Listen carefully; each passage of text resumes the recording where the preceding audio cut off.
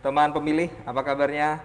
Sekarang Anda sedang menyaksikan di channel YouTube-nya KPU nih, @KPU Jepara. Nanti kita 1 jam ke depan mungkin akan membicarakan tentang peran perempuan dalam menyampaikan aspirasi rakyat. Jadi nanti kita akan berdialog dengan narasumber. Ada 3 narasumber yang hadir di sebelah saya. Yang pertama ada Ibu Nani. Selamat pagi Bu Nani. Pagi juga. Ya, beliau ini Ketua Pimpinan Cabang Fatayat Kabupaten Jepara. Ya, Ketua Pimpinan Cabang Fatayat Kabupaten Jepara. Iya. Di sebelahnya ada narasumber berikutnya, Ibu Dewi Fatimah. Selamat pagi juga. Selamat pagi, Mas Ade. Iya, saat ini beliau menjadi Direktur Teknik di PDAM Kabupaten Jepara. Yang terakhir ada narasumber kita, Ibu Siti Nurwahidaton. Saat ini menjadi komisioner di KPU Kabupaten Jepara. Iya, selamat siang Mas Adi. Iya, satu-satunya komisioner perempuan juga ya. Jadi ini sangat penting ini untuk membicarakan tentang hak perempuan nantinya. Kita nanti akan berdialog tentang ini ya. Yang pertama mungkin tentang makna Hari Kartini. Boleh. Apalagi ini Hari Kartini tahun ini kan berbeda dari tahun-tahun sebelumnya, Iya. karena sedang ada pandemi. Jadi Iya. makna Hari Kartini dan pandemi ini kan tidak bisa terpisahkan untuk saat ini. Iya. Ya, menurut Ibu Nani, makna Hari Kartini di saat pandemi seperti ini seperti apa? Baik.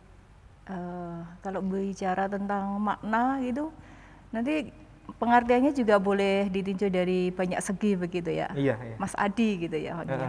Nah, mungkin hari ini hari satu-satunya situasi begitu yang muncul perdana, artinya pandemi belum pernah terjadi pada waktu dulu. Jadi ini saya pikir pemaknaannya lebih berarti daripada yang kemarin-kemarin, karena kita harus beradaptasi penuh begitu dengan situasi alam gitu. Tetapi hal yang demikian malah menjadikan kita semakin memberikan makna pemaknaan yang berarti begitu, pemaknaan yang betul-betul signifikan buat kita, karena kita harus melakukan sesuatu perubahan gitu, sesuatu perubahan yang itu menjadi tantangan kita. Makanya kemudian muncul tema Kartini juga di tahun 2021 ini adalah temanya tetap di peningkatan kualitas perempuan juga, karena juga saya pikir itu hubungannya dengan bagaimana kita harus memberikan menghadapi tantangan yang muncul di era pandemi ini. Jadi memanfaatkan semangat Kartini, kekuatan perempuan untuk ikut melakukan ini ya, penanganan pandemi ya. Iya, terutama adaptasi di perubahannya. Kita harus melakukan perubahan baru begitu. Itu. Ini selanjutnya menurut Bu Dewi, apa maknanya? Ya, saya kira kondisi Kartini saat itu dengan sekarang kondisi yang pandemi ini ada relevansi. Kalau dulu Kartini itu dipingit karena budaya, sehingga kemudian dia tidak terhubung dengan dunia luar. Tetapi di tengah keterbatasannya itu, beliau pikirannya melampaui zamannya.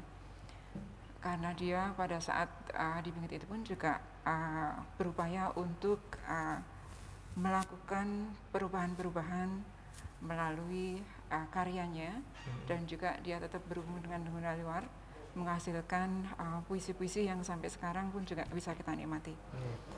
Artinya juga dalam kondisi sekarang kita yang pandemi ini, ada hubungannya ketika perempuan kemudian bekerja dari rumah, mengerjakan pekerjaan domestik, mengerjakan pekerjaan kantor, kembali ke rumah, dibawa pulang, dan juga menjadi guru bagi anak-anaknya. Itu sebenarnya ada relevan, ada hubungannya gitu, ada kondisi yang sama. Nah, diharapkan dengan adanya kondisi pandemi ini, kita bisa mencontoh apa yang dilakukan oleh Kartini. Walaupun tubuhnya terkungkung, tetapi jiwanya tetap terbang. Jadi perempuan dengan kondisi yang sekarang ini tetap bisa berkarya walaupun dari rumah.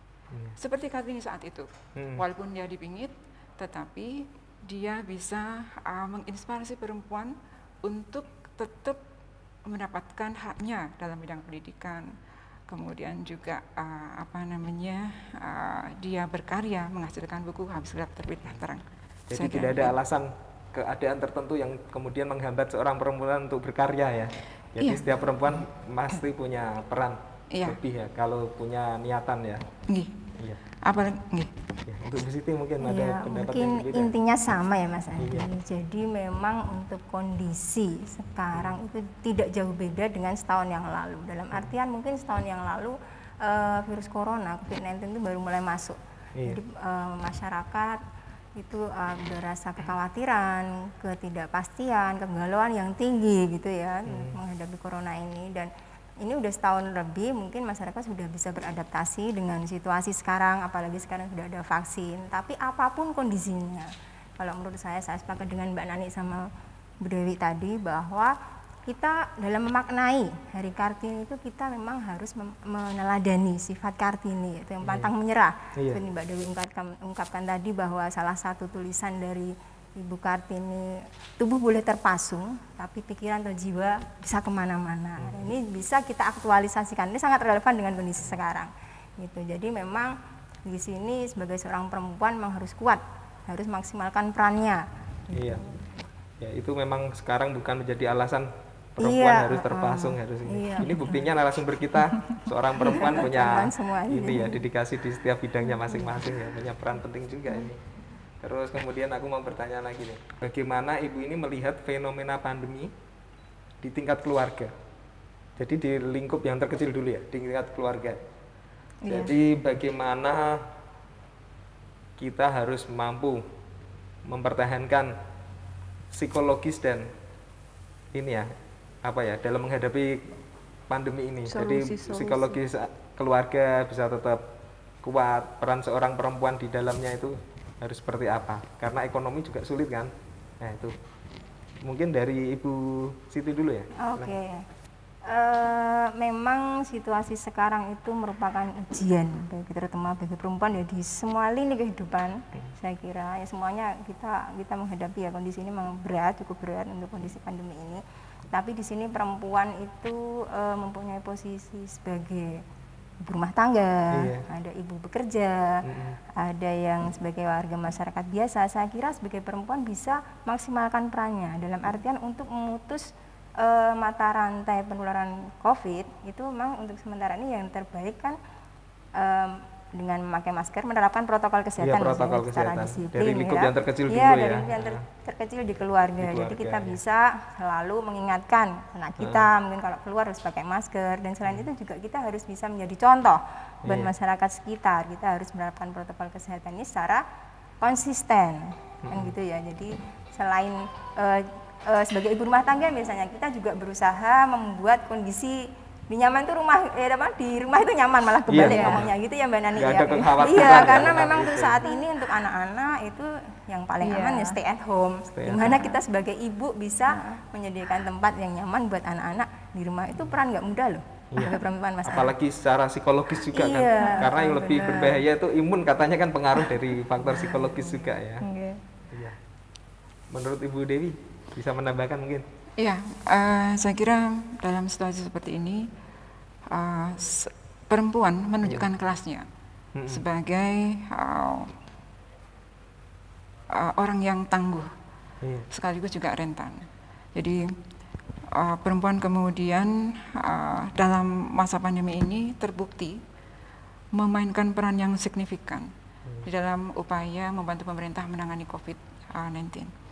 Ya, dalam banyak hal kita bisa saksikan peran perempuan baik di rumah maupun di masyarakat gitu terkait dengan situasi saat ini. Saya kira hal-hal yang kemudian tetap harus dilakukan oleh perempuan membaca fenomena ini adalah ya sama seperti anjuran pemerintah, kita tetap melakukan protokol kesehatan yang ketat, kemudian jaga jarak, bermasker, cuci tangan dan lain sebagainya. Tetapi jangan lupa bahwa peran yang kita mainkan sebagai ibu ratu rumah tangga, beban gandanya pada situasi sekarang ini kan menjadi berlipat-lipat. Iya. Jadi seperti disebutkan tadi sebagai guru. Iya. Jadi semula bayangkan yang semula itu tidak pernah ngajari anaknya untuk intens setiap hari harus mengerjakan PR tugas dari sekolahan gitu. Karena harus sekolah di rumah ya. Iya, karena harus dikerjakan di rumah. Ini menjadi konflik baru yang kemudian diajari, karena biasanya ibu itu lebih galak daripada guru yang di sekolahan. juga lebih galak dari bapaknya. Iya. Ini contohnya saya, orangnya baik loh saya loh, nggak pernah galak sama anak.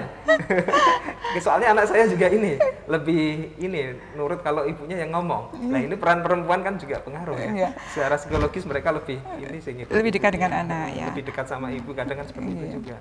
Nah, padahal kan tidak semua perempuan itu punya pendidikan yang cukup untuk kemudian mengajari anak-anak. Jadi jangan kita lihat kemudian itu hanya di perkotaan saja, tapi juga bagaimana dengan perempuan-perempuan di desa yang juga kemudian dipaksa untuk juga menjadi guru bagi anak-anaknya. Padahal dia sebelumnya tidak pernah gitu, tidak pernah seintens ini mengajari. Jadi ini menimbulkan stres baru bagi anak maupun bagi ibu. Belum lagi ibu itu harus mengurusi pekerjaan-pekerjaan yang sifat domestik gitu. Jadi pendekatan psikologis seorang ibu itu lebih rentan ya, lebih rentan. Dan juga ketika dia harus bekerja dan membawa pekerjaan itu di rumah, double, jadi beban gandanya itu menjadi tambah lagi. Nah, padahal di satu sisi seorang perempuan itu juga dituntut untuk kemudian menciptakan suasana yang nyaman. Apa yang kemudian bisa dilakukan?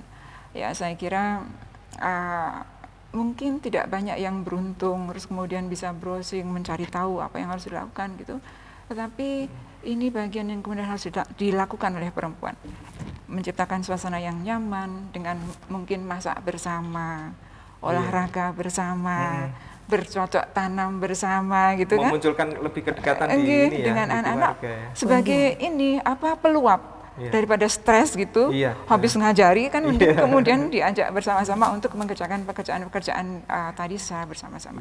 Ini juga menjadi hal baru buat Ibu Nani yang kesehariannya ngajar juga ini soalnya. Jadi yang dulunya berhadapan dengan murid, sekarang jadi jarak jauh ya sebenarnya. Jadi ada hal baru juga ya untuk pandemi ini. Itu kalau Bu Nani mungkin ada banyak versi juga ya. Kalau tadi Bu Siti sama Bu Dewi sudah mengutarakan fenomena-fenomena juga. Jadi yang alam pendidikannya yang menjadi kesenjangan gitu, yang tiba-tiba baru gitu kan. Kalau Bu Nani juga selain di pendidikan tuh, pendidikan kan sama juga masalahnya gitu.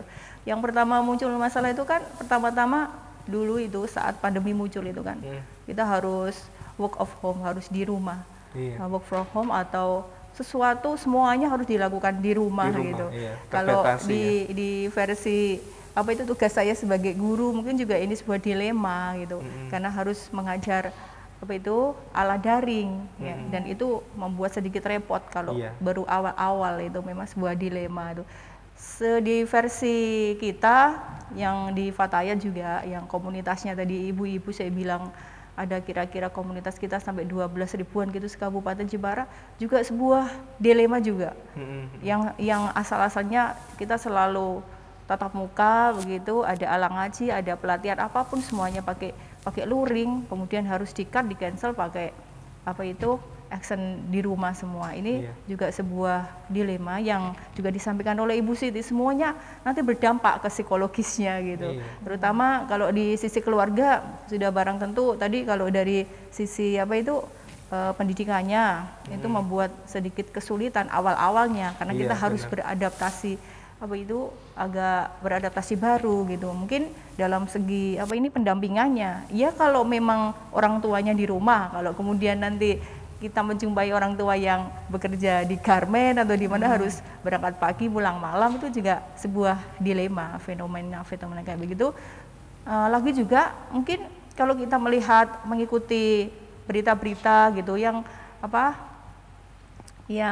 muncul sekarang gitu ya, maka kita juga bisa melihat kejadian-kejadian ada muncul isu kekerasannya karena memang ekonomi nggak tercukupi, karena harus di rumah, nggak bisa bekerja. Buat mereka-mereka yang biasa kerja di luar harus di-cut, harus PHK gitu, harus di rumah, itu juga ada bagian baru, dilema yang juga menimbulkan secara psikologis kesetresan dan sebagainya. Sudah itu juga muncul juga bahwa edukasi pandemi yang kita tidak boleh berkerumunan. Bagaimana kita bisa melakukan hal yang demikian, itu dilema juga. Apalagi ada kemudian bahasa jaga jarak, ada kemudian bahasa sebentar nanti virus ini bisa mematikan dan sebagainya. Itu sebuah fenomena memang dilema yang bisa membawa psikolog yang kemudian nanti imun menjadi turun. Turun gitu, ya, gitu. Jadi kesimpulannya Iya. itu makna Hari Kartini itu semakin menguatkan kita untuk menghadapi pandemi. Menghadapi tantangan Nantinya terutama. kita, ini bagian dari itu tantangan dari gitu kan. Dan peran perempuan ini tentunya menjadi paling sentral ini karena harus urusan dengan pekerjaan yang ada di luar, lingkup yang paling kecil di keluarga itu juga tidak jauh dari peran perempuan juga. Terutama kan ibu-ibu, jadi peran ibu itu kan memang tadi secara psikolog, secara kedekatannya itu lebih lembut. Bagaimana ibu-ibu biasanya itu lebih hangat gitu, memberikan kehangatan di keluarga, ke anak gitu, ke suami bahkan mungkin, mohon maaf gitu ya, biasanya itu perempuan ibu-ibu yang punya peran banyak gitu. Apalagi itu yang paling susah ada era digitalisasi. Sinaunya aja harus pakai ala virtual semuanya gitu. Yang komunitas kita juga yang Fatayat itu juga kan bagaimana kita harus ngaji ala virtual. Kalau mungkin HP pun emak-emak itu susah, masih belum bisanya ala WA-anto. Kalau sudah ke aplikasi-aplikasi mungkin susah. Itu bagian tantangan dilema yang memang harus ada, bagaimana kita memberikan solusi yang strategis gitu. Iya, benar sih. Ya, ini menjadi peran perempuan lagi ini ya. Ini kita beralih dari masalah pandemi ya. Kita akan berbicara tentang peran perempuan di bidang yang lain ya. Jadi jika kita mengacu pada beberapa kajian tentang perempuan dan presentasi perempuan, kita melihat ada ranah yang bisa dioptimalkan oleh perempuan. Baik itu ada presentasi yang dihasilkan dari proses pemilu dan ada presentasi yang dihasilkan dari hal-hal yang lain. Seperti Bu Dewi ini presentasinya dari pelayanan publik. Kemudian Bu Nani ini dari organisasi masyarakat ya. Bu Siti ini berperan untuk penyelenggaraan pemilu. Jadi bagaimana untuk menyeimbangkan antara presentasi itu bisa berjalan dengan baik. Silakan Bu Dewi, mungkin bisa menjawab lebih dulu. Iya, dalam amanat yang saya emban sekarang sebagai Direktur Teknik, berkewajiban tugasnya memang mengalirkan air bagi masyarakat gitu. Jadi kami menyadari penuh bahwa kebutuhan layanan, banyaknya pelanggan PDAM itu kemarin sampai kemudian kami datang itu tidak seimbang dengan jumlah air baku. Pada saat itu tantangan utama saya adalah bagaimana menyediakan sumber air baku bagi peningkatan layanan masyarakat di Kabupaten Jepara. Karena kami sudah melayani 52-an ribu pelanggan di 15 kecamatan, bahkan di Karimun Jawa juga ada. Itu ada daerah-daerah yang kemudian perlu peningkatan layanan. Dan kami mencoba menganalisa dan senyatanya memang kita kekurangan sumber air baku. Pada saat kami datang, tantangan saya adalah bagaimana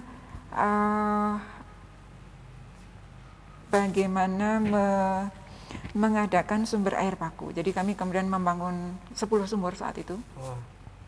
Alhamdulillah saat itu tidak terbayangkan apakah mampu di waktu yang kami datang di pertengahan tahun, 10 sumur itu harus ada. Maka yang kemudian bisa saya katakan kepada teman-teman di lingkungan kerja saya adalah 10 sumur ini adalah harga mati. Jadi harus terbangun, karena itu tantangan saya. Ya, karena itu kebutuhan. Ya, kebutuhan masyarakat. Setidak-tidaknya saya mencoba menjawab tantangan bahwa kedatangan kami itu juga menjadi solusi bagi masyarakat. Dan alhamdulillah tahun 2020 pada akhir tahun itu 10 sumur sudah terbangun. Nah, kewajiban selanjutnya, tugas selanjutnya adalah mengalirkan itu kepada masyarakat. Nah, saya kemudian memaknai pekerjaan ini sebagai gerakan bersama juga. Jadi saya ingat bahwa di bacaan-bacaan saya tentang kesetaraan gender, pengaruhsamaan gender, responsif gender dan lain sebagainya itu ada tujuan pembangunan berkelanjutan yang harus dicapai. Terutama tujuan pembangunan ke-6 yang isinya itu adalah penyediaan air dan sanitasi berkelanjutan bagi semua. Artinya kita harus melayani masyarakat Jepara terkait dengan kebutuhan air bersih. Tetapi kan ini bukan semata-mata kewajibannya PDAM. Kita juga bekerjasama dengan instansi lain yang juga menyediakan air bersih. Nah, nilai-nilai itu ada nilai yang di bawah, yang kemudian menginternalisasi dan mengejawantah dalam tugas saya saat ini. Karena saya lihat kekurangan air bersih itu dampak yang utama itu kepada perempuan dan anak.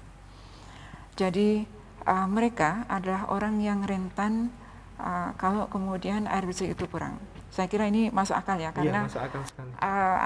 Perempuan itu kesehariannya, pekerjaan domestiknya juga terkait dengan air ya. gitu.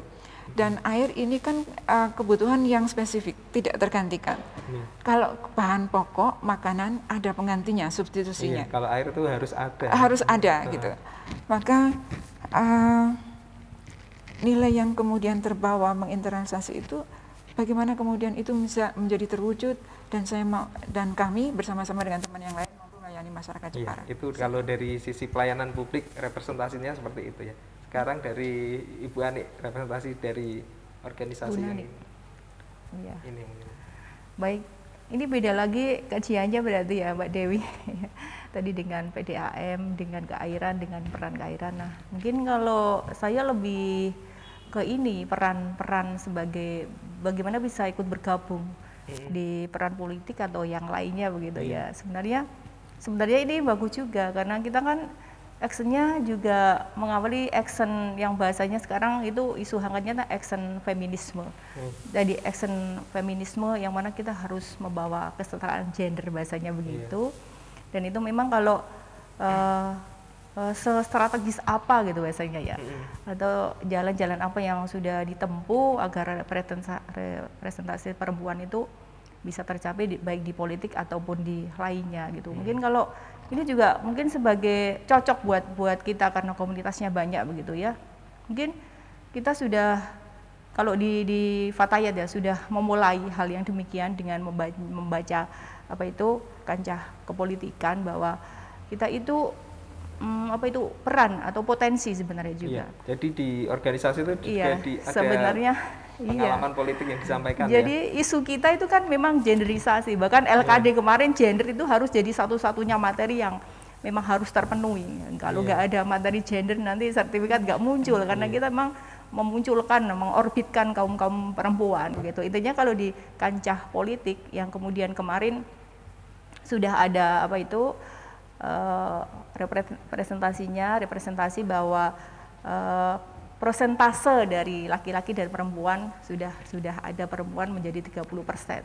Tetapi ini kalau kita melihat di lapangan begitu, sahabat-sahabat kami Fatayat begitu, yang sebenarnya harus sekian, yang sudah ada wadah sekian orang ini loh. Kenapa kemudian sampai hari ini itu secara fakta itu belum bermunculan banget gitu loh, atau ketidakberanian atau ketakutan gitu loh. Ini yang seharusnya kita kaji, kenapa di kancah politik kemudian ini menjadi sebuah ketakutan ya, fenomenanya yang bagaimana itu kemudian nanti yang sebenarnya hari ini tuh harus menjadi sebuah solusi yang strategis, tapi mungkin perlu waktu juga mungkin perlu waktu, jadi step by step begitu. Itu kalau yang di kancah politik. Kalau di bidang lain, jadi kita sudah mulai mendorong dulu, mensosialisasikan bahwa kita itu para perempuan itu boleh menjadi orang-orang penting. Karena perempuan sekarang punya kesempatan yang sama. Iya, gitu loh. Kita pertama upaya ikhtiar secara mendorong dulu, mendorong kesadaran, kemudian kita tambah lagi, kemudian kita bersinergi dengan KPU terutama, minta sebagai narasumber biar itu sosialisasi tentang kepolitikan dan sebagainya gitu. Itu juga bagian ikhtiar kami kalau yang tentang kepolitikan. Mungkin di kancah yang lain kita juga berupaya secara optimal apapun kita pertama memang membangun kesadaran dulu. Dan kesadaran itu akan terbangun kalau sosialisasinya berulang-ulang. Kalau nggak didorong-dorong, cuma pembiaran entok gitu. Ya dia nggak akan tergugah gitu, nggak akan bangkit. Ada rasa percaya diri untuk karena tadi loh kalau dilihat itu karena ketakutan gitu loh. Mungkin ketakutan bisa dikaji lebih lanjut nanti ketakutan. Padahal regulasi pemilu itu sangat mendukung keterwakilan perempuan untuk menjadi wakil rakyat juga untuk menyalurkan aspirasi rakyat juga. Sebenarnya kalau kalau sudah ke persentase, kalau representasi kita ikhtiar, kalau persentase itu sudah mulai ada tapi masih kecil gitu loh, masih kecil. Ya, ini kita akan tanya lebih dalam sama Bu Siti ini saat ini membidangi. Ya, Jadi Bu Siti yang cocok. kalau melihat pemilu 2019 ini kan ada representasi perempuan mengalami peningkatan, yaitu adanya keterwakilan perempuan di DPR mengalami kenaikan dari pemilu sebelumnya. Itu apakah karena adanya regulasi affirmative action itu atau karena kesadaran perempuan tentang politik sekarang lebih tinggi? Iya, Silakan, mungkin Ibu. kita bisa melihat data ya Mas Iya. Adi. Dari hasil pemilu 2009 dan 2014 di Kabupaten Jepara aja. Iya, kita ya, lebih ini ke konsep lokal. di Jepara. Ya, itu kemarin hanya ada 3 caleg perempuan yang bisa berhasil melenggang ke Taman Sari. Sedangkan kemarin yang hasil terakhir pemilu 2019 itu ada 7 ya. 7 dari caleg perempuan yang berhasil menjadi anggota DPRD Kabupaten Jepara. Walaupun sekarang tinggal 6 gitu Mbak Nani, karena kemarin Mbak Dewi ada PAW ya dengan jadi sekarang jumlahnya 6, tapi ini patut kita apresiasi juga ya. gitu. Ini berarti Sudah lebih memang emang kalau masalah representasi perempuan di DPR itu nambah atau berkurang perlu kajian lebih dalam. Memang secara diregulasi ada kebijakan afirmatif ya. Kebijakan afirmasi ini sudah diberlakukan sejak 4 pemilu terakhir di Indonesia. Pertama tahun 2004, walaupun saat itu menggunakan sistem penggabungan kuota dengan nomor urut itu. Terus untuk yang pemilu 2009, 2014 dan 2019 menggunakan sistem zipper system, bahwa menempatkan caleg perempuan di nomor urut terkecil ya. Atau disusun secara vis-a-vis atau selang-seling gitu ya. Selang-seling, misalnya nomor 1 ditempatkan caleg laki-laki, nanti yang ke nomor 2, 4, 6 dan seterusnya caleg perempuan. Gitu. Jadi ini memang kebijakan ini merupakan kebijakan yang istimewa juga, maksudnya mengistimewakan golongan tertentu, dalam hal ini perempuan, biar intinya itu memang kebijakan afirmasi ini untuk melindungi keterwakilan perempuan di parlemen. Jadi memang selain ada kebijakan afirmasi itu yang memang tujuannya untuk representasi perempuan tadi, itu memang kalau saya lihat kesadaran perempuan sendiri saya kira meningkat dari tahun ke tahun. Mungkin bisa dilihat dari tingkat pendidikan, ya, tingkat pendidikan perempuan sekarang banyak yang sarjana, dan juga masalah literasi tentang politik, tentang demokrasi itu sekarang di zaman digital ini kita mudah untuk mendapatkan. Jadi untuk belajar menambah pengetahuan itu lebih mudah. Jadi memang perlu kajian mendalam, apakah ini karena kebijakan afirmasi atau karena tingkat kesadaran perempuan untuk terjun ke dunia politik itu lebih tinggi sekarang. Iya. Jadi untuk teman pemilih, tapi menurut saya memang ada korelasinya Mas Adi. Iya, untuk teman pemilih ini bisa buat pelajaran bersama. Jadi regulasi yang ada ini sangat mendukung perempuan untuk ikut terlibat dalam pemilu. Sangat besar kemungkinan untuk bisa menjadi wakil rakyat ya. Iya, kemudian juga untuk meningkatkan kesadaran tentang politik itu penting sekali. Apalagi di KPU bisa melalui website kita ya. Di situ ada banyak peraturan tentang pemilu ya. Ada JDIH. Ada JDIH ya. Jadi kita bisa belajar bersama tentang pemilu tanpa harus ke sini. Jadi bisa melalui website yang disediakan oleh KPU. Kemudian ini ada pertanyaan lagi nih. Jadi sestrategis apa sih presentasi perempuan di lembaga-lembaga politik? Ini konteks di Jepara lagi ya. Sestrategis apa perempuan di lembaga-lembaga politik? Bu Siti lagi ya? Oke. Ini sebetulnya kalau bukan perempuan sendiri yang memperjuangkan gitu, itu siapa lagi gitu. Ya kan? Jadi memang perempuan ini sebetulnya mempunyai strategi yang sangat strategis gitu, karena di situ kebijakan, yang namanya kebijakan itu kan muncul dari parlemen, dari parlemen. Nah, kalau tidak ada keterwakilan atau keterwakilan perempuan itu kurang, jadi seakan jomplang. Jomplang atau siapa lagi yang akan memperjuangkan hak-hak perempuan itu sendiri kalau bukan kita. Gitu. Mungkin dari suara perempuan lebih tahu tentang isu perempuan itu seperti apa ya yang bisa diangkat ya. Jadi Ibu memang Dewi mungkin bisa menambahkan juga.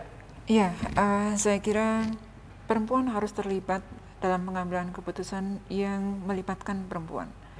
Jadi terutama kebutuhan tentang air bersih, perempuan sebagai makhluk yang juga terdampak dengan adanya air bersih ini, saya kira dengan adanya representasi perempuan itu walaupun sebenarnya sih tujuan dari perusahaan itu juga mampu mengalirkan air bagi semua, tetapi setidak-tidaknya ada empati yang menyertai dalam pengambilan keputusan atau kebijakan itu.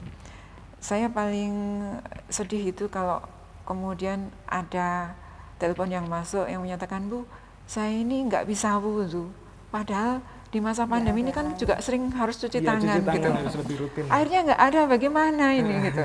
Jadi pikiran kami kemudian kan berarti segera secepatnya ini harus cepat mengalir karena sudah ditunggu masyarakat gitu. Jadi ya bukan hanya kemampuan empati juga, bukan hanya kemampuan empati, tapi memang tugas perusahaan ya memang menyediakan air gitu. Tapi dengan adanya perempuan itu menjadi lebih perempuan juga wajahnya air gitu. Jadi keinginan untuk secepatnya mewujudkan air bagi masyarakat di Kedung Malang dan juga layanan di Jepara Kota itu menjadi lebih tersemangati dengan adanya keluhan-keluhan perempuan ataupun anak-anak yang juga harus kami layani. Tetapi air bagi semua itu tidak membedakan antara laki-laki dan perempuan. Air bagi semua juga air bagi masyarakat Indonesia, bagi seluruh masyarakat Jepara saya kira. Dari Ibu Nani bisa menambahkan mungkin? Ya tadi kalau dihubungkan dengan Raden Ajeng Kartini sudah era emansipasi. Lagi-lagi tadi saya bilang ada action feminisme kan sudah, memang perempuan sekarang harus orbit gitu loh. Jadi peran strategis apapun yang kayaknya kita sudah dimanapun tempatnya, organisasi manapun, kalau kita bicara tentang organisasi pasti sudah memulai untuk memberikan jalan para perempuan-perempuan untuk tetap orbit di peran di masyarakat di bidang apapun begitu. Ini terbukti dengan itu tadi ya yang disampaikan Bu Siti. Jadi semakin banyaknya calon anggota jadi anggota DPR dari perempuan. Jadi keterwakilan perempuan itu memang nanti ditengarai bisa mempengaruhi kebijakan publik yang dihasilkan itu lebih berkualitas. Lebih berkualitas ya. Oke. Ini pertanyaan khusus untuk Bu Dewi kali. Pembelaan perempuan ini. Apa itu? Ini sesuai dengan profesinya saat ini. Jadi kan ini di sektor pelayanan publik. Seorang perempuan harus bekerja di pelayanan publik yang notabene mencukupi kebutuhan air. Ini kan vital banget. Jadi kira-kira inspirasi apa yang bisa diberikan terutama untuk kaum perempuan untuk menjadi seorang yang sangat dibutuhkan dalam rangka pencukupan kebutuhan air ini? Silakan. Ya, saya kira bisa dimulai dari lingkup perusahaan dulu. Pengarus utamaan gender itu sesuai dengan Inpres tahun 2000 kan tetap kemudian juga dijalankan pada semua lembaga. Saya kira lembaga dimanapun termasuk PDAM juga harus mulai berpikir tentang memberi kesempatan kepada perempuan untuk lebih banyak berkiprah. Jadi saya kira tenaga pacameter itu tidak salah juga kalau kemudian diberikan kepada perempuan, karena sesungguhnya perempuan punya kemampuan yang sama dengan laki-laki. Hanya apakah kesempatan itu diberikan atau tidak. Pada saat sudah duduk, itu saatnya adalah membuktikan sesungguhnya ketika dia diberi pekerjaan itu mampu atau tidak menjalankan itu.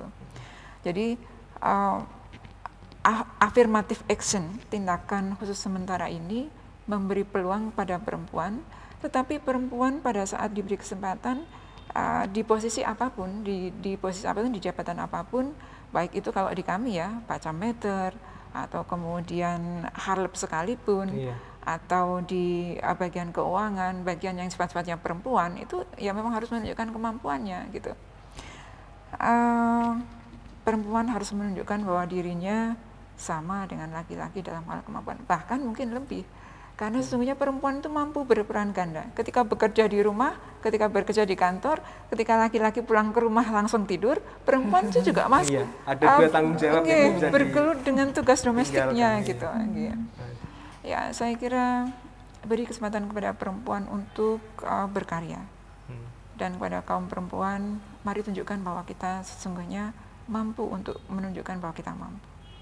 Jadi tidak ada alasan untuk perempuan lebih berkarya melebihi laki-laki ya. Jadi setiap ada kesempatan harus dibuktikan ya. Diberi kesempatan. Apalagi sekarang ini banyak kesempatan. Jadi tidak ada pembatasan. Seperti yang disampaikan Ibu Nani tadi apa feminis. Nah, itu sudah bentuk ini kesetaraan. Ya, kesetaraan. Tapi tidak hanya kesempatan juga Mas Adi. Saya rasa dukungan itu juga perlu. Ada kesempatan tapi kita nggak ada dukungan, terutama dukungan dari keluarga, betul nggak Mbak Dewi? Iya, betul. Suami itu juga sangat penting. Iya, dukungan itu memang perlu ya. Iya. Jadi tapi adanya juga dukungan ada dengan semangatnya lebih ini ya. Iya betul. Kadang juga sudah kemampuan. siap, SDM-nya sudah siap, itu cocok gitu jadi pemimpin, tapi kadang-kadang lingkungan nggak mendukung. Itu juga dilema juga. Itu menjadi penghambat juga ya. Iya. Harusnya mendapat dukungan, apalagi perempuan itu punya potensi masing-masing. Yang potensi itu bisa kita lihat setelah benar-benar terjun ke sana. Makanya unsur-unsur pendekatan sebelum kita berperan itu harus kita penuhi dulu. Maksudnya sebelum kita mau maju, paling tidak lingkungan mengenal dulu gitu loh. Bagaimana caranya supaya kita bisa dikenal di masyarakat dulu, apa yang bisa kita perbuat, kan harus step by step supaya kita bisa, supaya lingkungan mendukung kayak gitu. Punya jaringan sosial ya, jejaring sosial. Jejaring sosial ya. Itu penting juga sih. Ini untuk pertanyaan berikutnya, ini untuk khusus untuk Bu Nani. Iya. Jadi ini Bu Nani kan ruangnya ini di ruang pemberdayaan perempuan. Iya boleh. Di organisasi kemasyarakatan ya. Jadi Bu Nani ini memimpin Fatayat dengan puluhan ribu tadi anggotanya. Jadi itu seberapa efektif sih pemberdayaan perempuan ini dioptimalkan dalam menyuarakan aspirasi masyarakat sekaligus ruang pemberdayaan. Iya. Itu tadi kan karena memang kita komunitasnya itu variatif gitu ya Mas. Jadi apa itu potensi atau secara dia punya talenta kan juga berbeda-beda. Juga ada yang ibu rumah tangga ya banyak gitu, yang bu guru ya banyak juga lah gitu ya, lengkap variatif banget. Maka pertama kita harus pemetaan dulu yang nanti kira-kira bisa diorbitkan, diperankan di masyarakat. Pemetaannya seperti apa ya, memang kita secara apa itu terstruktur dulu, kira-kira pendataan dulu yang apa itu bu guru berapa, yang rumah tangga berapa, ya gini. Nah itu kita sudah mulai pemetaan ruang. Nah kalau sudah begitu kemudian kita ke step berikutnya, mungkin kita memberikan sebuah, kalau kita bahasanya ya tadi sebuah dorongan, dukungan dulu.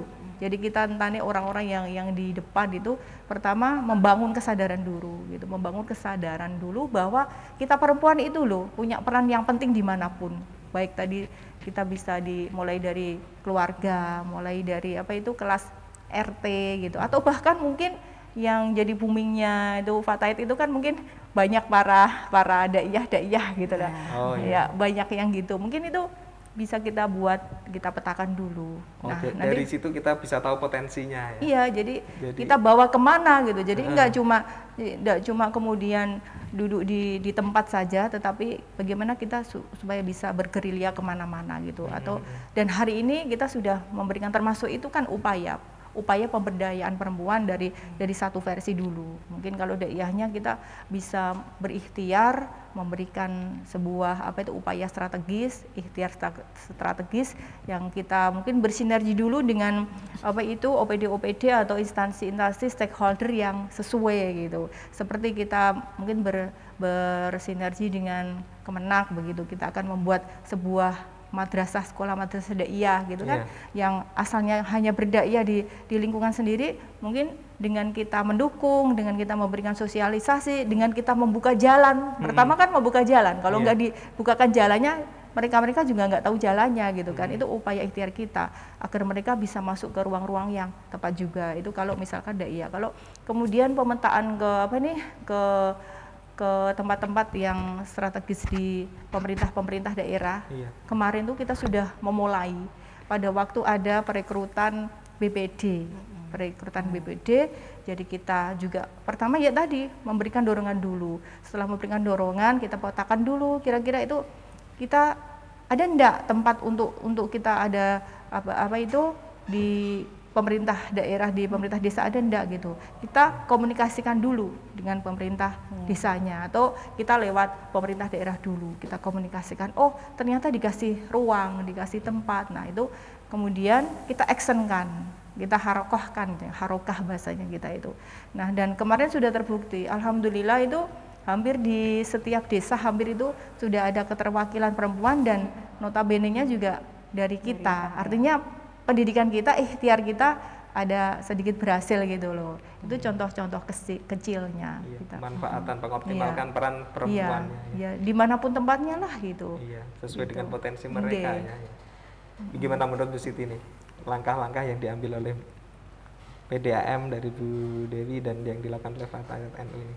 Ya, mungkin ada kaitannya dengan ini ya di politik yang pertama juga memang ya. saya menekankan lagi seperti yang dikatakan Mbak Nani tadi bahwa memang yang pertama itu kesadaran perempuan itu sendiri untuk bisa terjun ke ranah-ranah publik, karena memang peran strategis itu butuh peran perempuan biar nanti seperti Mbak Dewi katakan kebijakan yang dihasilkan pun lebih sensitif gender, lebih bisa istilahnya memanusiakan perempuan, lebih sensitif gitu ya.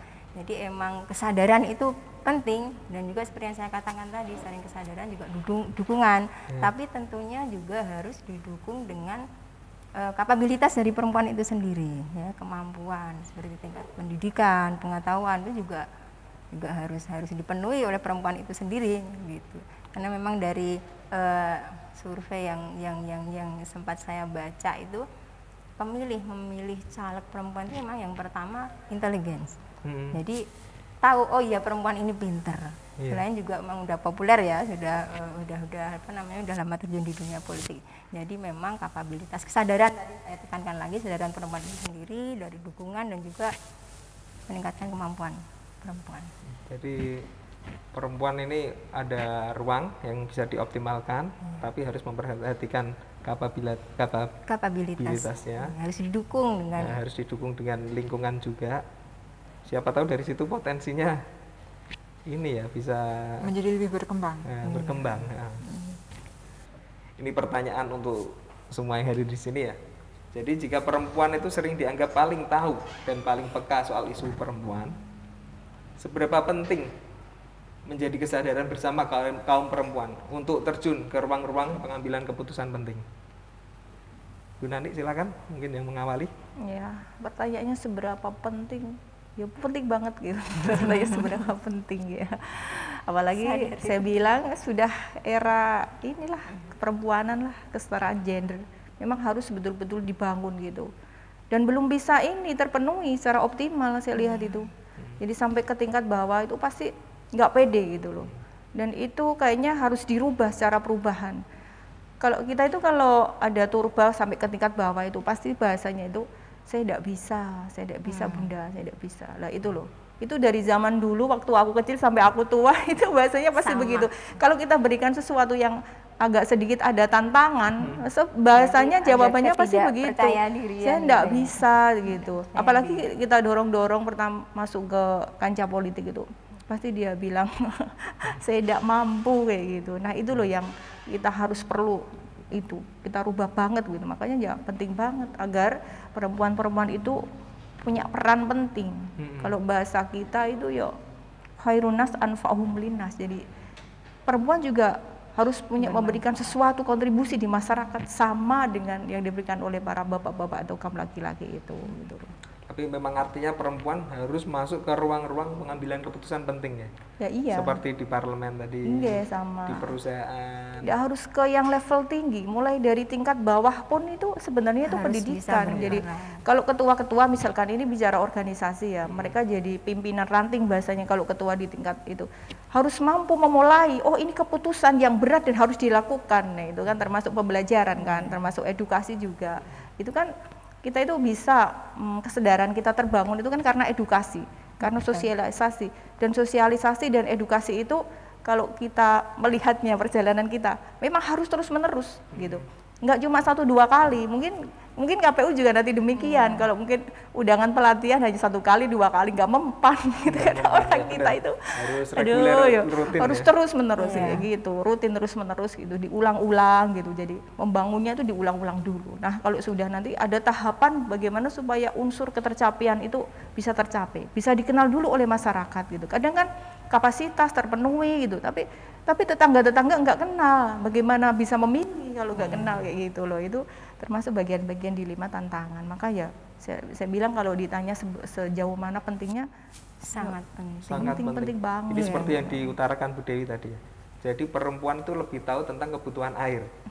Makanya Bu Dewi, adanya Bu Dewi di PDAM ini bisa memberikan keputusan penting kan terkait itu ya. Iya Bu ya. Ya, setidak-tidaknya saya bisa berempati dengan para perempuan yang ketika dia mau mencuci baju, mau masak nggak ada air gitu. Ya walaupun sebenarnya air itu tidak berwarna perempuan, karena air itu juga menjadi kebutuhan laki-laki. Kebutuhan gitu. semua orang ya. Ya, tapi ketika kebutuhan perempuan terpenuhi, kebutuhan laki-laki pun juga ikut terpenuhi, gitu. Karena apa yang dikerjakan oleh perempuan bermanfaat bagi laki-laki ketika dia mengerjakan pekerjaan rumah. Iya. Saya kira demikian. Iya, benar. Iya, jadi memang kesadaran lagi ya, balik lagi kesadaran seperti Mbak Nani bilang tadi, sangat penting Mas Adi. Dan itu pun kalau kita lihat sekarang keterwakilan perempuan 30% belum tercapai sampai saat ini. Belum tercapai. Jadi mungkin ada beberapa aspirasi terutama dari kaum perempuan yang belum bisa terrealisasi karena keterwakilannya mungkin belum tadi ini ya. Iya. Mungkin ada apa itu ketidakpercaya dirian dari perempuan itu sendiri. sendiri. Kan memang perempuan itu kalau saya lihat ya, ini karena saya perempuan, itu kita tidak bisa bergerak sendiri gitu ya. Jadi kita itu harus saling menguatkan.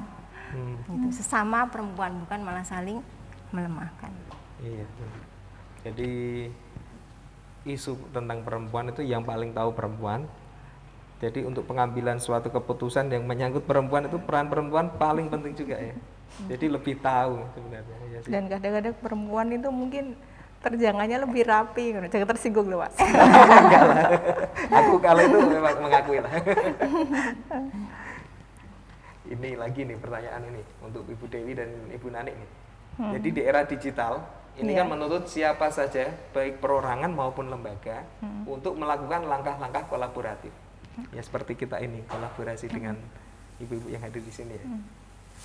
Jadi seberapa penting kolaborasi untuk menyuarakan aspirasi rakyat dan segala bentuk pemberdayaan ini dilakukan oleh lembaga politik dan organisasi perempuan. Apa yang sudah dilakukan? Jadi yang dilakukan Fatayat ini kolaborasi dalam bentuk apa, yang di PDAM juga dalam bentuk apa? Mungkin dari Bu Dewi dulu, silakan.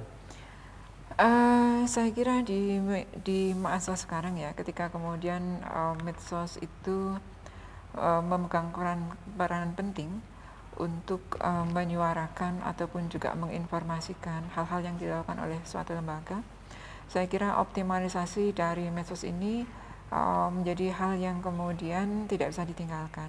Saya kira berjejaring itu berjejaring dengan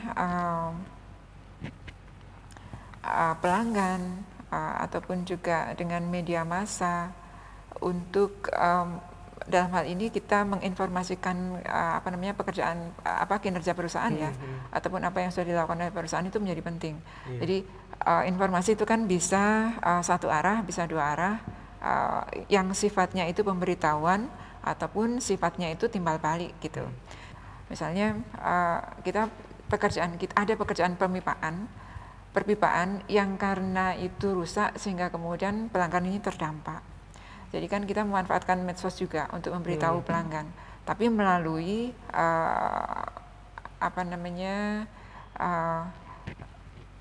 melalui cabang gitu ya. Jadi kan karena untuk suatu gangguan di satu tempat itu kan tidak kemudian kita bisa informasikan sejepara, karena itu kan sifatnya lokal. Jadi kita punya 3 cabang, Jepara Pusat, Utara, dan Selatan. Gangguan di satu tempat itu kemudian kita distribusikan informasinya di cabang yang bersangkutan untuk dikomunikasikan dengan pelanggan. Jadi kita perlu kolaborasi antara para pihak, dalam hal ini PDAM di kantor pusat dengan cabang dan juga pelanggan. Tetapi kita pun juga perlu dukungan dari para pihak yang selama ini juga membantu kami, terutama menjaga keamanan instalasi vital kami gitu. Di tingkat desa secara berjenjang kita sarankan di tingkat desa mereka harus bekerjasama dengan pemerintah desa setempat ataupun di tingkat kecamatan pun juga begitu dengan tentang keberadaan instalasi-instalasi vital kita supaya kemudian layanan kita kepada pelanggan itu tidak terganggu. Saya kira kolaborasi, berjejaring dan lain sebagainya itu hal yang penting sekali ya. Untuk menghindari adanya miskomunikasi ya. Karena bisa dianggap itu masalah, justru itu untuk sebuah perbaikan, untuk pelayanan yang lebih baik. Tapi kalau tidak dilakukan kolaborasi bisa muncul isu yang berbeda. Iya, jadi memang sangat penting ya kolaborasi seperti itu. Kalau Fatayat biasanya kolaborasi dengan apa ini, Bu Nanti? Iya, ini kalau Fatayat lebih banyak lagi karena struktur organisasi saja ada bidang ini, bidang pengkaderan, ada bidang ekonomi, semuanya bidang dakwah. Jadi mereka itu harus itu saya bilang tadi, karena kan era tantangan masa kini, kalau hari ini adalah era digitalisasi gitu, maka ya kita harus bisa melakukan. Dan kolaborasi ini muncul setelah kita melakukan sinergitas dulu. Jadi makanya kemarin itu di awal tahun kita harus audiensi dulu ke seluruh OPD termasuk KPU juga, itu kan harapannya nanti muncul pemahaman. Jadi pemahaman itu sekaligus pengetahuan apa yang bisa dilakukan di era digitalisasi di bidang ekonomi kayak gitu kan, apa yang bisa dilakukan di era digitalisasi bidang pendidikan. Makanya juga kita audiensi dulu dengan OPD yang terkait begitu. Kemudian setelah itu ada tindak lanjut, baru namanya tindak lanjut kolaborasi dalam hal apapun juga semuanya. Kalau kita contohkan mungkin dengan KPU aja ini kita sudah mulai memberdayakan narasumber begitu tentang pemahaman politik demokrasi di LKD kita, latihan kepemimpinan dasar itu kan. Jadi artinya LKD atau sertifikat LKD itu bagian dari persyaratan untuk menjadi pengurus yang bisa dipilih. Maka hari ini kemudian kita LKD kan seluruh sahabat-sahabat di tingkat kecamatan begitu, dan termasuk saya harus mengundang narasumber dari KPU, dari kecamatan-kecamatan, itu bagian dari hasil ini audiensi, hasil sinergitas, dan kemudian muncul tadi kegiatan yang bisa dikolaborasikan. KPU menjadi narasumber, kan harapannya memang untuk membangun pemahaman kan begitu. Kalau sudah dibangun pemahamannya, mungkin kita akan lebih terbuka lagi begitu. Dan hari ini memang sudah sedikit membuka. Oh, ternyata itu berjajar di di tingkat politik atau apapun di ruang-ruang yang itu ternyata itu juga penting gitu. Itu termasuk contoh-contoh kolaborasi. Di semua bidang kita ada. Bahkan kemudian di bidang ekonomi, era digitalisasi sekarang sudah ala ini semua, ala virtual semua gitu ya.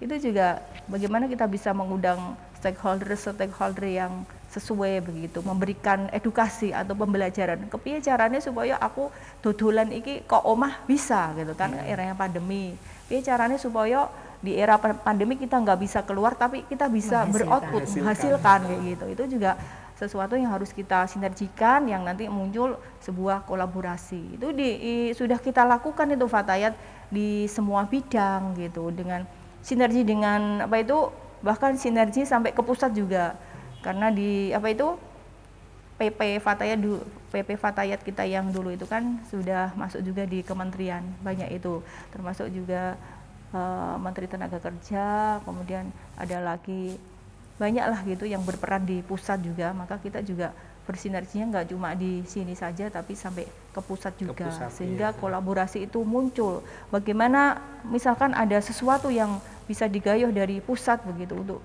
kita berikan pelatihan di tingkat cabang, itu ya sudah kita lakukan. Itu upaya-upaya ikhtiar kita, dan insya Allah harapannya itu memang membangun pemahaman semua. Kalau sudah dilakukan kolaborasi dan paham, mengerti apa yang harus dilakukan di era digitalisasi sekarang, insya Allah ya akan bisa berjalan dengan lancar semua begitu. Ya, jadi kolaborasi sangat penting ya. Ya penting banget memang. Ya, saya ingin sedikit. Iya. Jadi PDAM sebagai perusahaan umum daerah gitu, saya kira dalam hal ini juga PDAM berkolaborasi dengan pemerintah daerah, ya. Iya. Terutama dengan yang membidangi untuk ya selama ini kita sangat disupport untuk mampu melakukan melayani masyarakat. Saya kira mitra-mitra kerja PDAM ini menjadi bagian yang penting dalam jejaring kami untuk bisa meningkatkan layanan kepada masyarakat.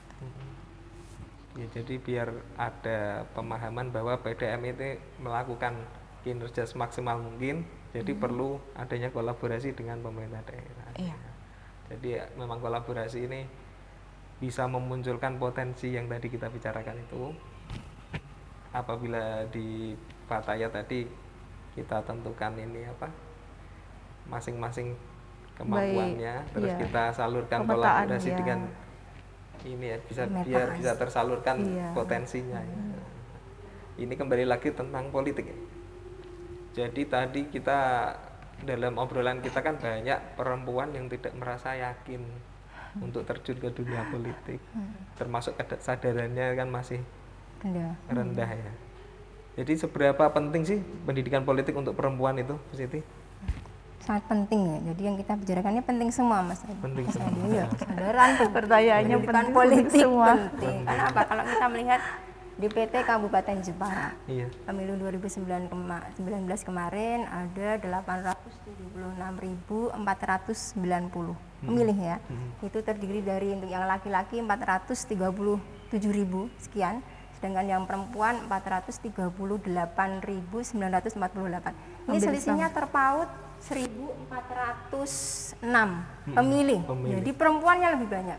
Iya. Jadi pendidikan politik ini sangat penting karena posisi perempuan di sini dari 438.000 pemilih perempuan di Jepara tadi, posisinya bisa sebagai pemilih, bisa sebagai yang dipilih atau caleg, juga bisa sebagai penyelenggara pemilu, ataupun malah sebagai pengawas pemilu.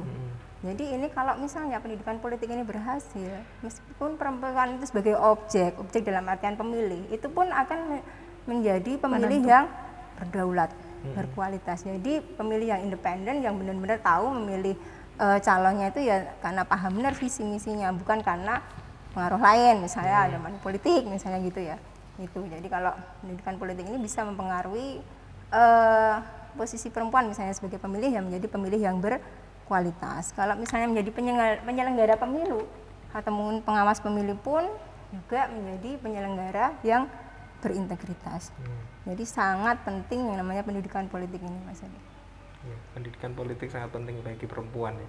Iya. Biar menambah ini ya peran perempuan dalam sektor politik ya. Jadi tidak hanya Apapun kalau misalnya sadar atau melek politik gitu ya. Karena kalau orang yang paham politik itu sebenarnya tahu apa yang menjadi hak dan kewajibannya. Karena dalam politik itu kan ada penyusunan kebijakan yang di dalamnya itu harus ada yang namanya keadilan, kesetaraan, kesejahteraan itu dalam tingkat kekuasaan. Jadi kalau pendidikan politik ini bisa menambah istilahnya masyarakat itu tahu apa yang menjadi hak dan kewajiban dan apa yang harus kita perjuangkan.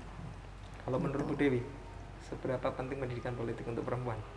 Ya, penting sekali Penting saya sekali, kira. ya. Ya. Sama saya mengamini apa yang sudah dikatakan oleh para narasumber tadi.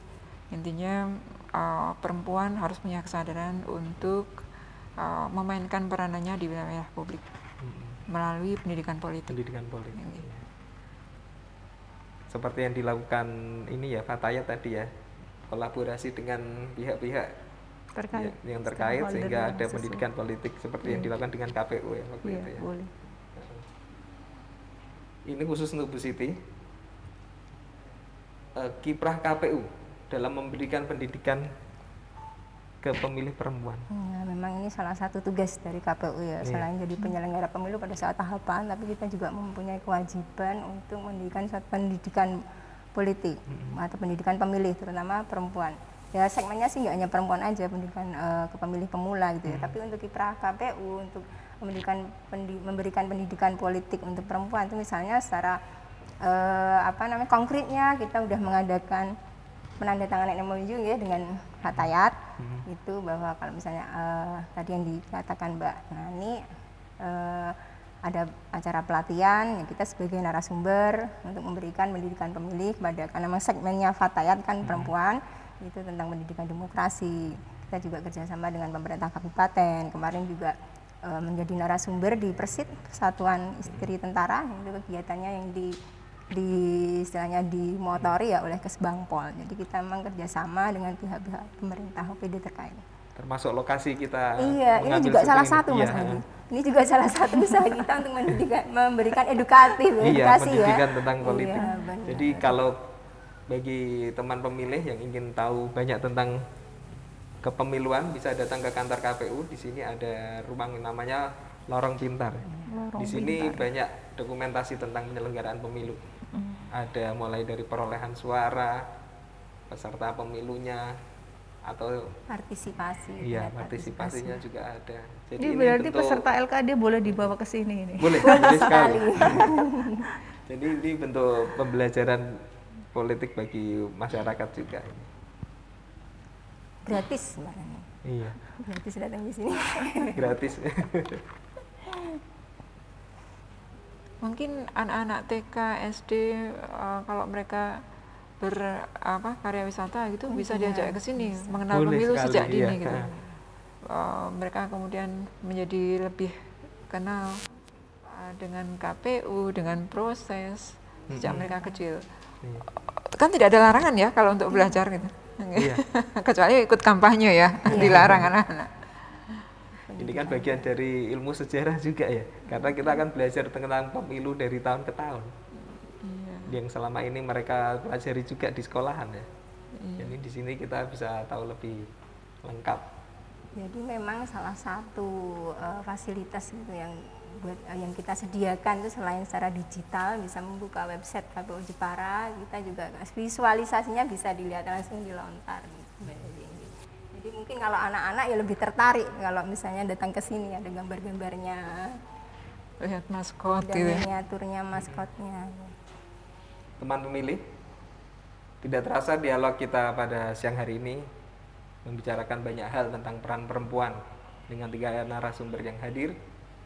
Tapi sebelum menutup dialog kita kali ini, saya ingin close statement dari masing-masing narasumber. Dimulai dari Ibu Nani mungkin. Silakan Ibu Nani. Baik.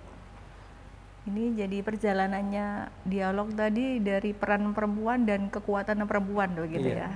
Jadi saya lebih close-nya ini saya lebih ke kekuatan dulu. Jadi semakin kita komunitasnya semakin banyak, artinya kalau pemahaman itu sudah mengeksekusi ke pola pikir kita dan semuanya misalkan sudah bisa tereksekusi semua, maka saya pikir harapan-harapan bangsa itu yang bisa menyuarakan ke kancah politik itu akan lebih baik. Jadi kalau menurut saya kekuatan itu memang perlu. Tapi bagaimana supaya kekuatan itu bisa dibangun ya? Artinya tadi memang kita harus secara serius atau menciptakan kecintaan dulu. Kalau bahasa kita mungkin sidqul mahabbah gitu. Kita harus menciptakan kecintaan dulu, keloyalan dulu bahwa sesuatu itu peran perempuan itu loh penting gitu kan. Jadi di akhir cerita itu begitu. Yang kemudian yang kedua juga karena berbicara tentang perempuan dan kita secara danyang bahasanya gitu kan. Raden Ajeng Kartini itu bagian dari danyang kita. Jadi keteladanan yang tadi yang hari ini kita peringati gitu kan, juga harus mengeksekusi ke pola pikir kita juga. Bagaimana dimulai dari keberaniannya, dari beliau melakukan sebuah perubahan gitu menjadi kan. Inspirasi untuk kita melakukan harus bisa hal yang sama. Inspirasi itu. Jadi close-nya saya di situ aja. Jadi kita harus menumbuhkan kecintaan kita, jadi, loyalitas kita untuk melakukan perubahan. Betul, sidqul mahabbah sama i'tiqad qawiyatul i'tiqad. Jadi keloyalan, kecintaan dan komitmen gitu dulu. Itu perlu sangat penting. Sebuah komitmen, sebuah loyalitas akan membawa sebuah perubahan. Iya, cinta dulu, kemudian komitmen gitu. Tapi kan kita harus danyang kita sudah melakukan, maka kita pun harus bisa melakukan. Jadi inspirasi kita. Tapi eranya mungkin beda-beda gitu loh. Selanjutnya close statement dari Ibu Dewi. Iya, saya ingin mengucapkan selamat Hari Kartini kepada perempuan di Kabupaten Jepara. Panjang umurlah emansipasi bagi perempuan. Dan di tengah keterbatasan sekarang, saya berharap para perempuan di Kabupaten Jepara tetap melakukan kegiatan yang bermakna. Tunjukkan bahwa perempuan itu ada, dalam tanda kutip, dan menginspirasi bagi perempuan yang lain. Selanjutnya, mari kita tingkatkan solidaritas sosial bagi seluruh masyarakat Jepara yang dimotori oleh perempuan. Terima kasih. Jadi statementnya dari Bu Dewi, wanita harus menunjukkan bahwa perempuan harus menunjukkan bahwa perempuan itu ada. Iya, ada. Punya peranan yang sangat penting. Ada dan bisa. Ada dan bisa. Dan kuat. Iya. Karena dari tadi adanya kesadaran, timbulnya sebuah keyakinan, dari situ potensi akan seorang perempuan akan terlihat, disertai dengan dukungan tadi. Silakan untuk Bu Siti. Saya dari dalam situasi apapun, kondisi apapun, karena memang perempuan itu sebenarnya kuat dan kita memang harus saling menguatkan. Jadi dalam memaknai Hari Kartini ini pun kita harus bisa meneladani apa yang sudah diwariskan oleh Ibu Raden Ajeng Kartini, sifat yang pantang menyerah, yang penuh semangat apapun kondisinya. Jadi seorang perempuan sesulit apapun, you can always do the best thing for your family, for your community, for your country, and be a available woman. Jadi kita harus optimis bahwa seperti surat atau tulisan Ibu Kartini, habis gelap terbitlah terang. Itu menjadi peran perempuan yang diharapkan nantinya. Ya, betul. Ya, demikian obrolan kita pada siang hari ini bersama narasumber yang telah hadir. Terima kasih Ibu Nani, Ibu Dewi, dan Ibu Siti yang telah memberikan banyak pelajaran buat saya khususnya dan buat teman pemilih yang menyaksikan obrolan kita tadi. Jadi sekali lagi kekuatan perempuan ini bisa memberikan perubahan, terutama di era pandemi ini. Peran perempuan dapat ikut mencegah penularan dan segera menghentikan adanya pandemi. Demikian dari saya. Assalamualaikum warahmatullahi wabarakatuh. Waalaikumsalam warahmatullahi wabarakatuh.